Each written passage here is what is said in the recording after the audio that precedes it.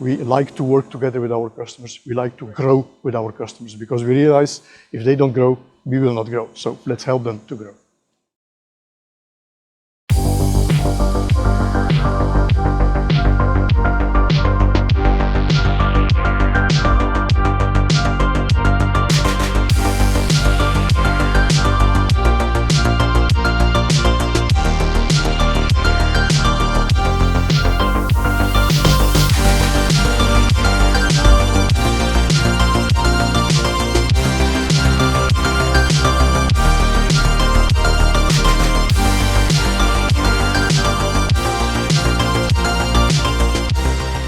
The journey is much longer than my history with Picanol. I only started 25 years ago here, so we go back more than 85 years. So it all started in 1936 when Mr. Charles Teverlink, who was a weaver basically, met Jaime Picanol, who was a Spanish engineer who had developed a weaving loom and was looking for a possibility to industrialize it. So they met each other and they came to an agreement, and Weefautomaten Picanol, as it was still called at that moment, giving the name of the Spanish engineer to the company, was founded. They started with the Omnium fly shuttle weaving loom, which was followed in the early 50s by the President shuttle weaving loom, which has been sold more than 160,000 times. So that was the most successful shuttle loom ever, I think. And in the 70s, we started putting electronic controls on the machine already. Still fly shuttle machine, but also gradually from 75 onwards, we started with Ieper machines, followed then by airjet machines in the 80s, where also the fly shuttle machines disappeared completely. And we have kept on innovating in both Ieper and airjet technology, which are now our two product lines, basically, which we are making for flat fabrics and also for terry fabrics.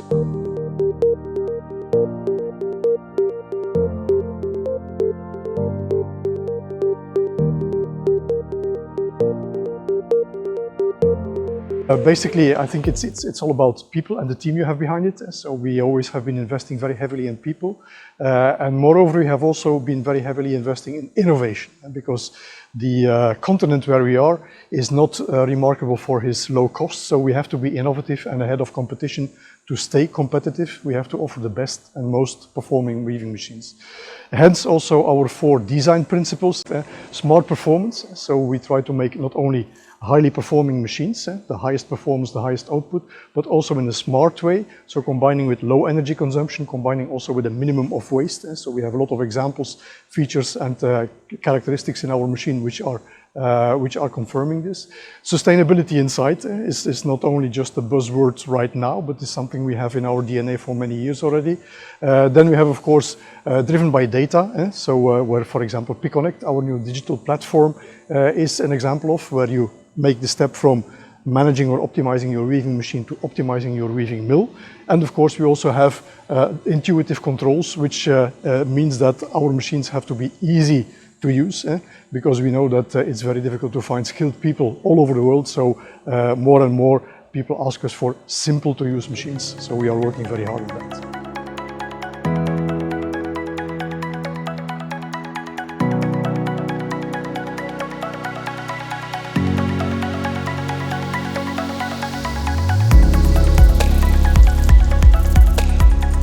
It will be in total or as a whole a quite challenging year, especially the second half of the year towards volume and output is much less than the first half of the year.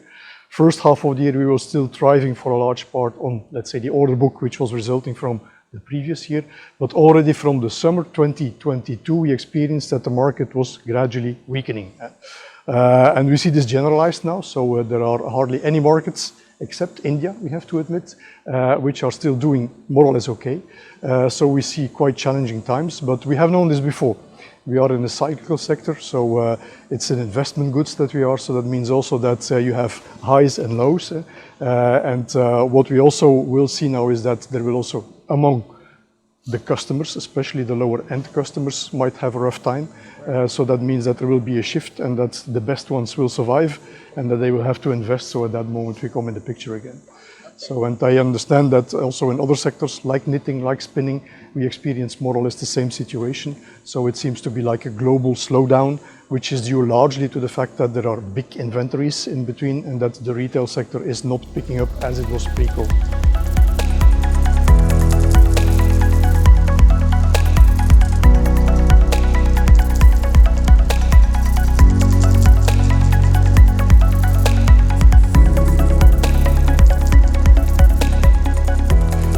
we launched especially Ultimax, of course, which is the successor of the Optimax I generation, which is for us a milestone because Optimax was launched in 2007. So that means that we have more than 15 years a machine generation which was very successful and which was one of the fundamental stones of our success, which had to be replaced. So we were looking very much for the results or the reactions of the audience, which were very positive, as a matter of fact. And so we have made again a step ahead, not only in performance, but also in versatility, also in sustainability. So there we are ready to weave regenerated yards and that kind of stuff. So we definitely are again state of the art with Ultimax. Second range of novelties was mainly focusing then on the airjet, where we did not launch a new platform, but we increased the performance of the machine. So all gained between 7 and 10% in productivity, so which is also a nice benefit for the people buying our machines, of course. This was also the first time that we have been showing Piconnect, our digital platform, on an exhibition, which is also creating an ecosystem within which our customers are or get the opportunity to optimize the performance of their weaving.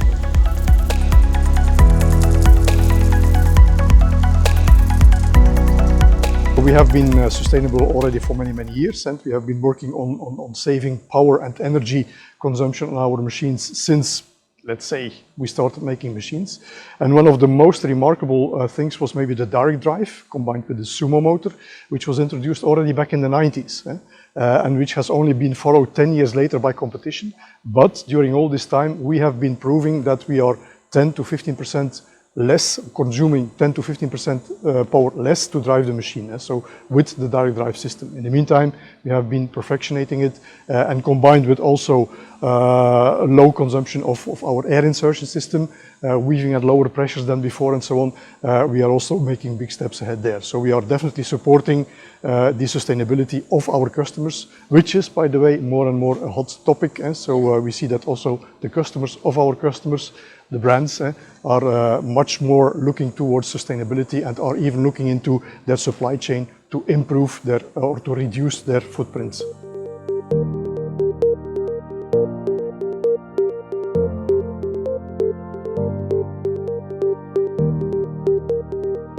I have always been a believer in the Indian textile market and the potential of the Indian textile market, simply because it is a market-driven economy. So every investment is really motivated by a business case.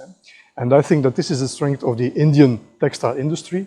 And this is also reflected, let's say, in the approach our Indian customers have. They are very professional, they are tech savvy, they want latest technology, they want the highest performance, and they also achieve the highest performance in their mills. And I think that this combination, together with a very cost competitive environment, the availability of a full value chain, you go really from cotton or man-made fiber up to the ready-mades, within one country, in composite mills, sometimes even under one roof physically, is a very big strength.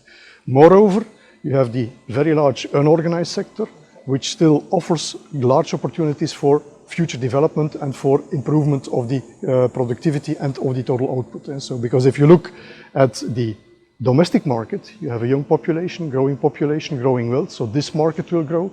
But if you look at the share of India in the global textile market, it's still relatively moderate. So that also there is still quite some growth potential. So I'm all in all very positive about the long-term future of the Indian textile industry.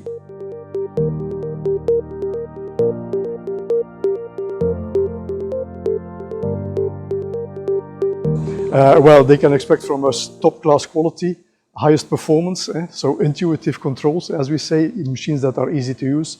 And what is very important, I think, is also that we create a digital ecosystem which will help our customers to optimize their operations, which will help them to work also with less skilled people, which is very important.